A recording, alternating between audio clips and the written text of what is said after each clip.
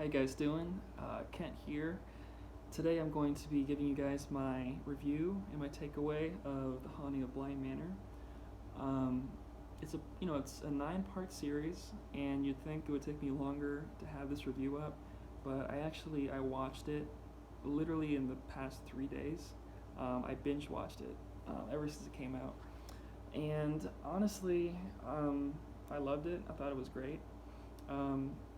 And I just want to share a few of my thoughts on it. When I say I loved it, it was a great series. It was awesome. I thought Mike Flanagan, his storytelling is just superb. He does a great job. I love the characters, all that stuff. But I didn't think it was as good as Hill House. Like, I loved it, but not as much as I loved Hill House. Because Hill House just had this intricate plot, and it was all connected. Some episodes you're going back in time, some you're going forward, and it was just the way Hill House was structured was just, it was like, wow. I've seen a few horror movies. I'm not a huge horror fan, but even as someone who's not a huge horror fan, when I watched Hill House, I was like, this is awesome, this is great. And the main reason why I stuck with Hill House for as long as it was the character development and just the story. I wanted to know if they were going to make it, if they were going to survive. It really had me hooked. Bly Manor was similar in that the character development, the story arc was great. You still had that same thing as Hill House with just the intricate plot. You don't know what's going to happen. Same thing as Hill House. But there were a few things that that didn't quite compete with the first series. So, Bly Manor, The Haunting of Bly Manor, the first thing I'd say is, there were a few concepts and ideas that were presented in the series that weren't fully developed. So, like, the first thing is, there's the idea of, and this is like major spoilers. So just so you know, major spoilers. I'm not gonna try to not spoil it. But one major concept was the idea of going back into your memories and reliving different events. And this is introduced more, I think, in episode 3 or 4. And the series did a great job introducing that. But what happened when they were doing that is they introduced another concept, and that was the ability for like Peter Quill to take over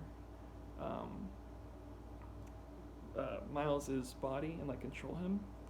And this, to me, they introduced that kind of in episode 4 or 5, just out of the blue, I felt like, and it actually became a really important part of the story. But I felt like they didn't fully develop the idea or show it as much as it should have, because I didn't totally understand what was going on until I watched some reviews after, and I found out.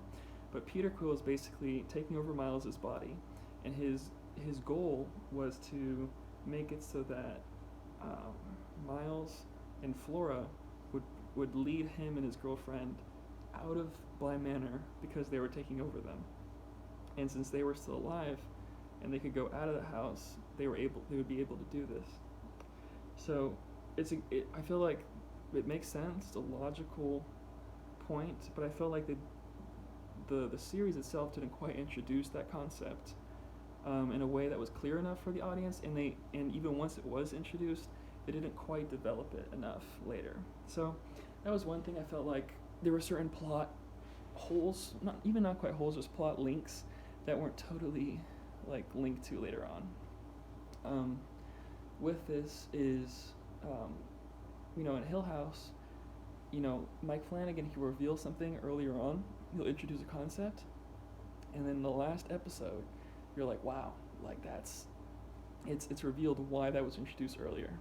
You have the bent neck lady, and you're like, that's scary. Oh my goodness! But then later on, you realize the bent neck lady is actually Nell going back in time with her head crooked because she committed suicide. And it's just a genius plot thing that they had going. And in this film, they had a lot of that going on. For example, the Mrs. Gross, You know, in a lot of she's kind of fidgety. You don't quite know. She seems kind of spacey. Then later on, you realize it's because she's going back and she's reliving these memories over and over, and she's trying to figure out how to escape, pretty much. And it makes sense once that's revealed later. But there were certain, and that's great, and Mike did a good job with that throughout the series. But there were a few elements that he didn't quite develop. He didn't quite use for later, you know. One example is the character Henry.